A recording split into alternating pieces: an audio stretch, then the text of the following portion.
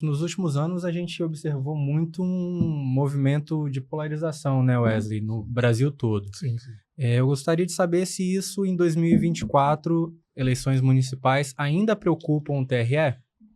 Olha, sempre há essa preocupação, né? Eu acredito que a eleição municipal pode haver, em determinadas localidades, essa polarização, mas eu tenho a impressão que, com esse trabalho que vem sendo desenvolvido, essa pergunta, inclusive, foi feita para o presidente do TRE de São Paulo, eu assisti uma entrevista dele, e ele falou, não estou preocupado com isso, mas no final ele falou, mas eu estou, né? Não deixa de ser uma preocupação. Mas isso, eu tenho a impressão que com esse trabalho de nós irmos ao encontro dos partidos políticos, de eventuais candidatos, como vamos fazer agora na Serra, agora, quinta-feira, nós vamos lá na Serra. E eu vou pessoalmente, se eu não puder abrir o evento, eu faço fechamento. Para quê? Para passar para eles que a Justiça Eleitoral está preocupada, porque o processo eleitoral não diz respeito só ao controle pela Justiça Eleitoral, juízes, promotores, polícia, isso aí faz parte do aparato. A ideia nossa é passar que os partidos políticos se valorizem, que as pessoas possam deixar dessa polarização, como se fosse, eu vou chegar, farinha pouca, meu pirão primeiro. Inclusive, eu dei uma entrevista para um determinado órgão de imprensa que eu falei assim, não paguem para ver, porque o controle esse ano, o controle vai ser imediato. Imediato e a punição é rigorosa. Nós estamos preparados para isso. Mas isso aí não é o que nós queremos. O que nós queremos é que cada um se eduque, se informe e se conscientize de que o candidato é importante. O voto é o maior exercício de cidadania que nós podemos ter. Eu sou eleitor também. Por isso eu falo, não venda o seu voto, não venda o seu voto. Não conspurque a sua cidadania. Porque quando o cidadão faz isso é que gera a polarização. E eu sempre digo, só se combate a desinformação, só se combate a ignorância eleitoral com a boa informação, com a educação, fazendo com que aqueles que se aventuram a ser candidatos e os partidos políticos, junto conosco, nós possamos formar uma consciência de que essa polarização, essas contendas deletérias, isso não vai acrescentar nada à nossa democracia. Porque eu digo e repito, nós somos espelho da sociedade. Quer dizer, o juiz, o desembargador, o presidente, o vereador, especialmente, o prefeito, quer dizer, o político, de um modo geral, ele precisa resgatar essa credibilidade. E o eleitor também ter condições de, posteriormente, saber em quem depositou o seu voto e depois cobrar, em benefício do seu bairro, da sua rua, dos seus interesses, sempre pensando na coletividade, nunca pensando no interesse pessoal. Mas nesse ponto que o senhor colocou, presidente, existe o caso daquele candidato que está sob júdice, que ele há uma condenação prévia, que há uma situação, não está regular a sua situação jurídica da sua candidatura, mas ainda assim ele coloca o nome na disputa, o partido, por sua vez, acaba indicando também, e aí no decorrer da campanha acaba sendo impugnado, até chegar ao ponto dos votos serem zerados na urna. Mas o cidadão acaba perdendo o seu voto. Né? Frustrado, porque ele votou em alguém que estava inelegível. Isso acontece, realmente. O que a justiça pode fazer para acelerar esse processo? Como você falou, vocês já sabem, trabalhem na conscientização dos partidos, mas como a justiça pode acelerar esse processo? Talvez julgar esses casos com mais rapidez, enfim. Veja bem, essa pergunta já me foi feita. A justiça eleitoral ela é reconhecida pela celeridade com que produz as suas decisões. Mas você tem que entender que, às vezes, numa eleição municipal, nosso estado é um estado pequeno, nós somos 78 municípios, 50 zonas eleitorais, né? Então, nós temos, em todas as zonas, juízes e promotores. Acontece um problema, vamos dizer, lá em Mucurici. Isso vai gerar uma investigação, ou a Polícia Civil, a Polícia Federal, a Polícia Civil, trabalhando subsidiariamente em auxílio, onde a Polícia Federal não alcança, porque as eleições, embora municipais, são controladas por um órgão federal, que é o TRE. Por isso, a Polícia Federal. Então, isso vai gerar um inquérito. Esse inquérito vai ter que ser produzido prova, muitas vezes perícia, documento, Isso gera, e tem que observar o contraditório, devido ao processo. Isso depois vai gerar uma denúncia, ou uma ação, ou do Ministério Público, ou do candidato, ou do partido. Isso, o juiz vai ter que fazer a instrução desse processo ao lado das suas atividades normais. Tá certo? Então, ele vai proferir uma sentença no final. Dessa sentença virão os recursos para o TRE. O TRE vai julgar esses recursos, que pode ir para Brasília. Isso pode parar até no Supremo Tribunal Federal, eventualmente, se houver ofensa, eventualmente, à Constituição. Então, a gente não pode prever um período, infelizmente, de solução desses problemas, né?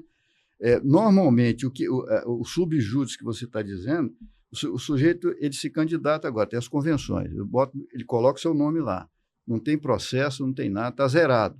Durante o processo eleitoral, ele vem a ser processado. Aí já é uma outra situação que ninguém pode prever.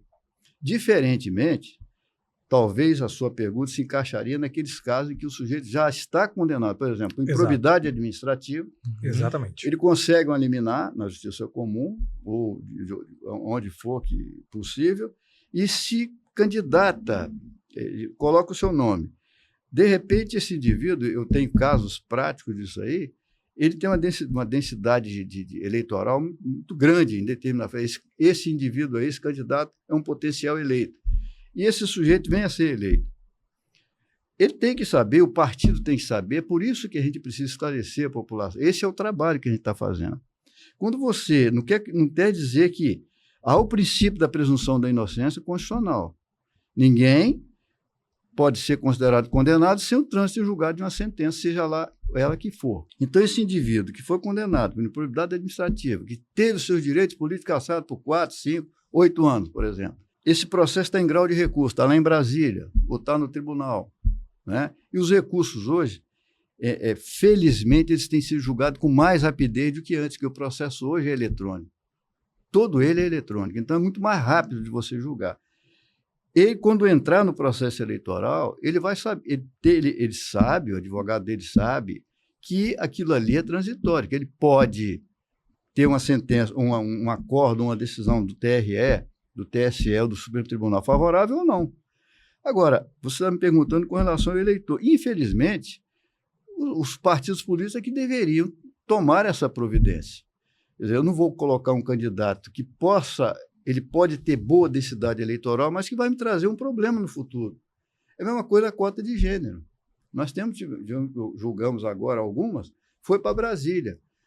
Nós já estamos no limiar de uma outra eleição e eu tive que mandar, o TSE confirmou a cassação de 3 vereadores em Ibatiba, 2 em Vila Velha. E Cariacica. Cariacica também. Tem mais processo em andamento. Mas isso não é assim, porque o processo é dialético. Ele é burocrático e é dialético, e tem que ser assim, porque ninguém pode ser condenado porque eu acho que você é culpado. Tem que ter prova. E isso é difícil muitas vezes. Você carece de uma documentação, você carece de uma perícia, ouvir pessoas, alguém arrola um outro lá, não sei aonde, para pedir uma carta precatória. Isso tudo demora.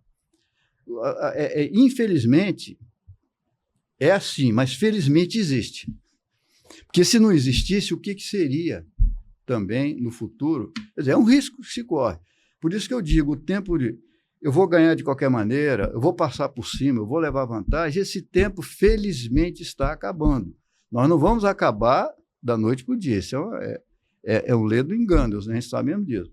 Mas essas questões, elas existem e nós temos que trabalhar para nós termos soluções mais rápidas. Mas a justiça, ela dá a sua resposta porque o devido processo legal constitucional, ele passa pelo juiz de primeiro grau, pela justiça estadual de segundo grau, pela justiça eleitoral de terceiro grau, que é o TSE, e pode ir a um quarto grau, que é o Supremo Tribunal Federal. Então, isso demanda tempo, e é o Brasil todo.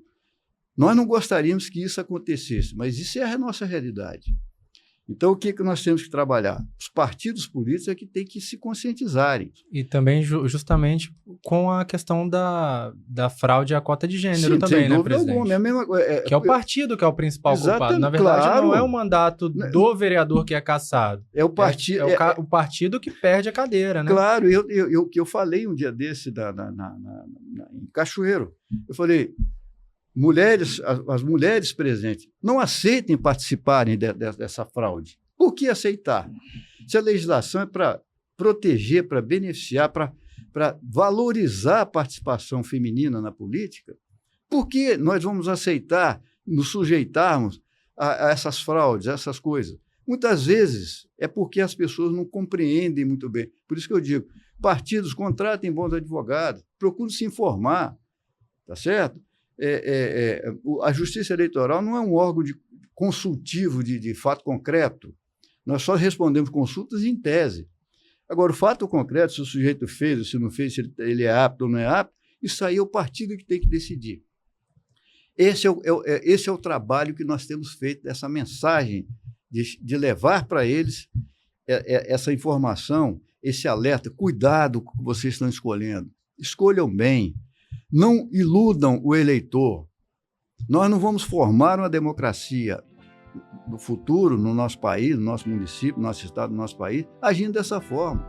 Isso é coisa do passado, isso já morreu, isso tem que acabar. Gostou desse corte com o presidente do Tribunal Regional Eleitoral? Clique aqui do lado e continue acompanhando outros trechos dessa conversa.